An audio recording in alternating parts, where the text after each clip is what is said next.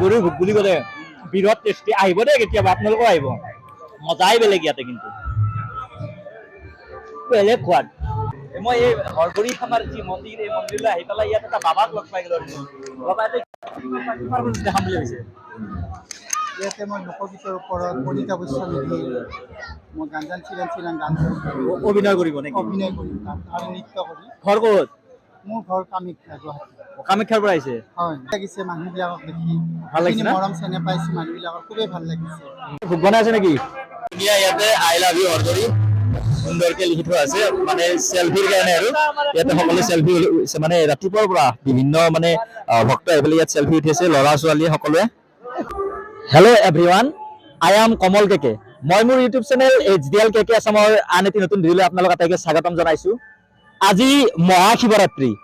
সমগ্ৰ ভাৰতবৰ্ষৰ লগতে আমাৰ অসম ৰাজ্যতো ইমূৰৰ পৰা সিমূৰলৈ এই শিৱৰাত্ৰি মহোৎসৱ উদযাপন কৰি থকা হৈছে।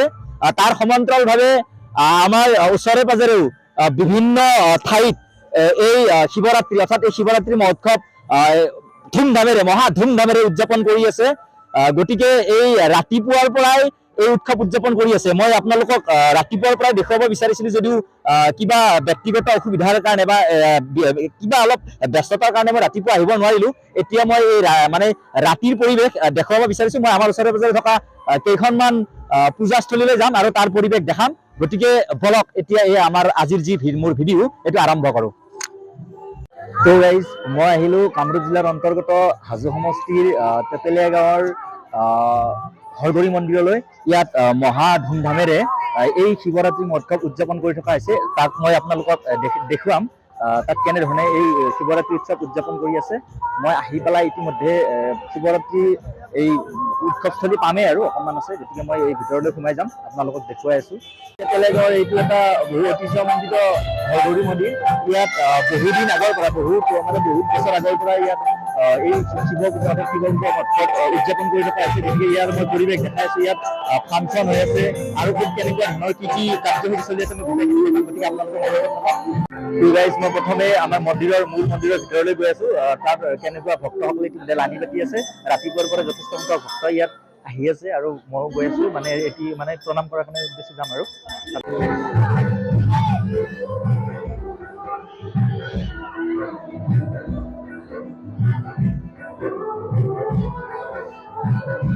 চাকি বন্তি জ্বলাই আছে। হৰগুৰি বাবাৰ মূল মন্দিৰ প্ৰৱেশ কৰি এটি বাবাক প্ৰণিপাত জনালো, সেৱা এটা ললো। ৰাতিপুৱাৰ পৰা ইয়াত হাজাৰ হাজাৰ মানুহক এই মানে ভোগ পায়স খুৱাই থকা হৈছে। বহুত মানুহে ইয়াত এনেকৈ পুৰা ৰাতিপুৱাৰ পৰা পায়স খাই আছে। এইবিলাক মানুহ আহিছে, তাৰমানে ওচৰৰ পাজৰৰ পৰা বিভিন্ন ঠাইৰ পৰা যিবিলাক ভক্ত হয় সকলোকে এনেকে পায়স খুৱাই থাকে। ৰাতিলৈ ভোগৰ ব্যৱস্থা আছে অৱশ্যে। পঠা ছাগলী থাকিব, পঠাৰ মাংস আৰু মাহৰ দালি। আমাৰ হৰগুৰিৰ যি ৰাতিপুৱাৰ পৰা মানে ৰাইজক যিবিলাক ভক্ত আছে ভক্তক ভোগ খুৱাই আছে, এইটো ৰান্ধনীশাল। ইয়াত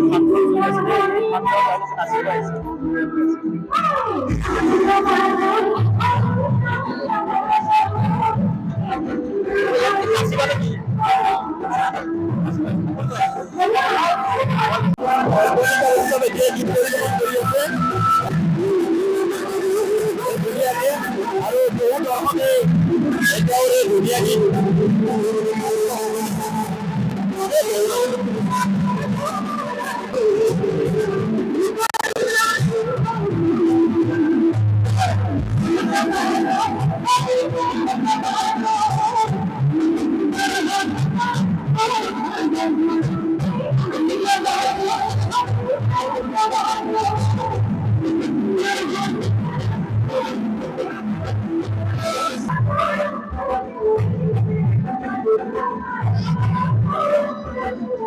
ইয়াতে মহাপ্ৰভু শিৱ বাবাক ৰাতিপুৱাই মানে শোভাযাত্ৰাৰে এই গোটেই তেতেলীয়া গাঁও মানে ঘূৰাই লৈ ফুৰোৱা হৈছিলে আৰু ইয়াতে এইখন বাহনতে ধুনীয়াকে সজাই পৰাই থকা হৈছিলে।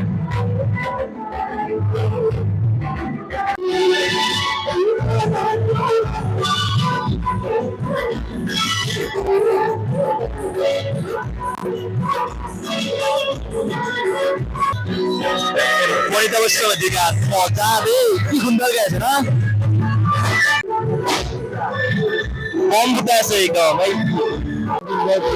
মজা ভাল লাগে আপোনালোকে আহিবচোন কেতিয়াবা ইয়ালৈকে এই হৰগুৰি শিৱৰাত্ৰি মহোৎসৱ চাবলৈ আহিবচোন ভাল পাব বহুত ভাল লাগে বহুত ভাল লাগে ৰাতিপুৱা আহিব লাগিছিল আগতে কৈছোঁ আপোনালোকক আহিব লাগিব ৰাতিপুৱা আহিব ৰাতিটো বহুত ভাল লাগে ইয়াত এটা পূজা আহিব প্ৰায় ৰাতি 2টামান বজাত তাৰপিছত আহি যাব মানুহ প্ৰায় যথেষ্ট হয় মানুহ ইয়াতে গোট খায় ঐ পূজালৈ আহিছা অকলে আহিছা নে আছে চিনাকি কৰি দিয়া আছে এই মোটামুটি কেনেকুৱা লাগিল পূজা চাই পুৰা একদম ৰাতিপুৱাৰ পৰাই কি চব্জি কাটি আছে দেশৰ চব্জি ন যথেষ্ট সংখ্যক ভক্ত হয় না কিমান মান মানুহ দাদা ইয়াতে মানে ভোগ খোৱা মানুহ হ'ব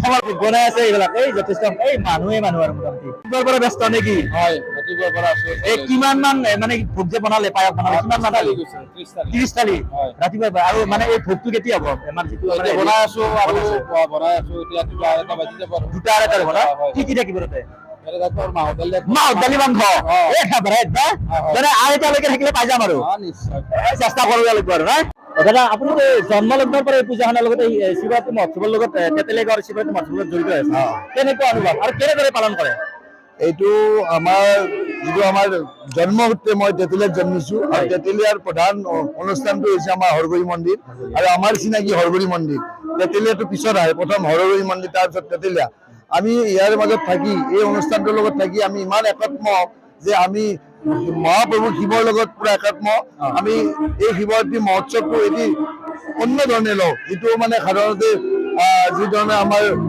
ইয়াৰ বিভিন্ন ঠাইৰ আমাৰ যে ভক্ত আহি আমাৰ সমাবেত হয় এই সমাবেত ৰাইজৰ যি মনোকামনা পূৰ্ণ হয় ঠিক তেনেদৰে আমাৰ গাঁৱৰো মানুহৰ মনোকামনা আৰু এইখন গাঁও এই এটা বিশেষ গাঁও যিখন গাঁও কোনো মহামাৰী কোনো বেয়া হেৰি আপুনি আজিলৈকে দেখা নাই আৰু ইয়াতে কোনো ধৰণৰ সমস্যা আমি যি প্ৰাকৃতিক সমস্যাই আমাক কেতিয়াও যেতিয়া বানপানী হয় তেতিয়াও ধান কাটিম আমি যেতিয়া খৰাং হয় তেতিয়াও ধান কাটিম বাবা সকলোকে আমাৰ থাকিব সেইকাৰণে আমি প্ৰভুৰ ওপৰত বিশ্বাস আছে কি কি কাৰ্যসূচী কেইদিনীয়া কাৰ্যসূচী দুদিনীয়া কাৰ্যসূচী আজি প্ৰথম দিনীয়া কাৰ্যসূচী আজি এতিয়া কাৰ্যসূচী চলি আছে এতিয়া সাংস্কৃতিক অনুষ্ঠান নিশালৈ আমাৰ নাগৰা নাম আছে ৰাতিপুৱা ভোগ দিম আমি ৰাতিপুৱা মহাভোগ থাকিব তাৰপিছত দুপৰীয়া 1টা বজাৰ পৰা নাগৰা নাম মহিলাসকলৰ আজি ৰাতিপুৱা ঠিক 5 বজাৰ পৰা আমি আৰম্ভ কৰি চলি আছে বেদী প্ৰতিষ্ঠা গোটেই মিলি পেলাই কিমান মান ভক্ত ইয়াত সমাবেশ আমি 1 লাখৰ ওপৰত আশা কৰিছো আজি আৰু কালি ধৰি ইয়াতে মানে ভোগ চলি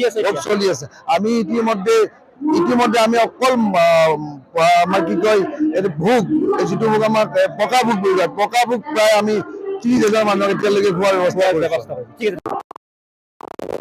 তেতিয়াতো আৰু ভক্তি খাবই লাগিব ন ইয়াতে চাহ ভোগ চলি আছে আমি তাতে খাই অলপ সোৱাদ লওঁ ন কেনেকুৱা লাগি আছে ৰাকি ভোগ খাই আছে নেকি কেনেকুৱা ভাল লাগিছে ন পূজা আৰু কোন আহিছে পৰিয়াল আহিছে গোটেইখিনি আহিছে আৰু একেলগে আশীৰ্বাদ ললে নেকি অলপমান এই ভোগৰ মানে সোৱাদ লওঁ পুৰা মজা মাৰি দিয়ে আৰু কেনেকুৱা নেকি শিৱৰাত্ৰিলৈ আহিছা আমি হৰগুৰি মন্দিৰৰ যি শিৱৰাত্ৰি মহোৎসৱ সেই কিছু দেখিলে এইবাৰ এখন পূজালৈ গৈ আছো বলক অন্য এখন পূজা দেখি যাম তো গাইজ আৰু 2-3খন পূজালৈকে গৈ আছো থাকিব দে আমাৰ লগত পুৰা দেখুৱাই আছো আজি এইবাৰ মই আহিলো মোৰ ঘৰৰ ওচৰতে থকা এটি শ্ৰী শ্ৰী বাঞ্ছা পূৰণকাৰী শিৱ মন্দিৰ ইয়াতো এখন শিৱ পূজা হৈ আছে মই দেখাই আছো ইয়াত এতিয়া বৰ্তমান ভক্তৰ সমাগম সিমান নাই যদিও মানে ৰাতিপুৱাৰ পৰা যথেষ্ট ভক্ত হৈছিল আৰু হ'ব ৰাতিপুৱা যেতিয়া মানে ভোগ-ভাত হ'ব আৰু তেতিয়া ভোগ-ভাত হোৱাৰ পিছত যথেষ্ট সংখ্যক ভক্ত আহিব ৰাতিপুৱা এতিয়া বৰ্তমান সিমান মানুহ নাই তথাপিও আছে ভক্ত মই দেখাই আছো শ্ৰী শ্ৰী বাঞ্ছা পূৰণকাৰী শিৱ মন্দিৰ দুজন লাগিছে ঘোঁৰামাৰা এই মন্দিৰৰ পৰিৱেশ দেখাই আছো আমাৰ শিৱ মন্দিৰ ওচৰতে এইটো ধুনীয়া বহুত মানুহ ভক্ত হৈ আছে